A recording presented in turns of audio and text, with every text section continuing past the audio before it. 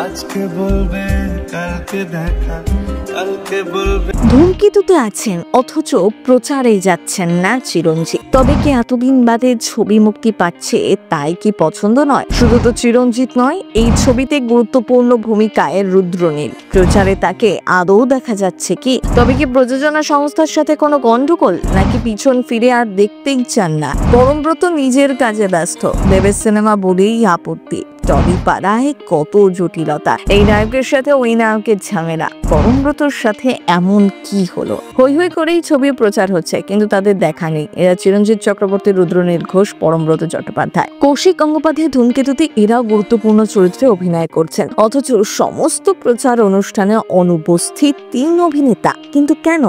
এই নিয়েই বাড়ছে তুমুল কৌতূহল। তবে কি 9 বছর পর প্রকাশ্যে আসছে ধূমকেতু, তা পছন্দ নয় তাদের? তারা চাননি এই সিনেমা মুক্তি পাক, নাকি দেব শুভশ্রীকেই ছেড়ে দিচ্ছেন সমস্ত লাইমলাইট?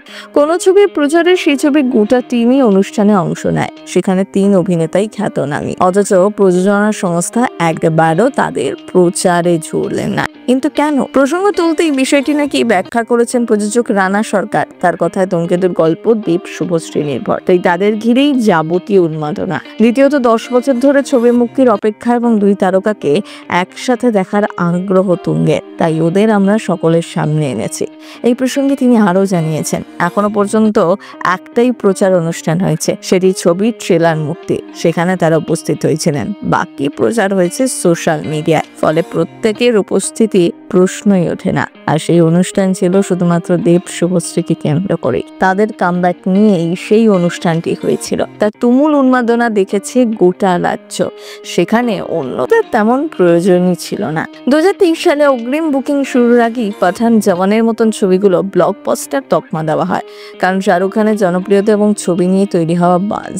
বলিউডের খরা কাটাতে মাঠে নেমেছিলেন বাদশা স্বয়ং। মনে করা হচ্ছে বাংলায় ধূমকেতুর ক্ষেত্রেও তেমনই হবে। অগ্রিম বুকিং দেখি ধরে নেওয়া যায়, দেব শুভশ্রী জুটিকে নিয়ে দর্শকের আবেগ এবং প্রায় 1 দশক পর পর্দায় সেই পুরনো রসায়ন চাক্ষুষ করা উন্মাদনা এই ছবিকে বাণিজ্যিক সাফল্য এনে দেবেই।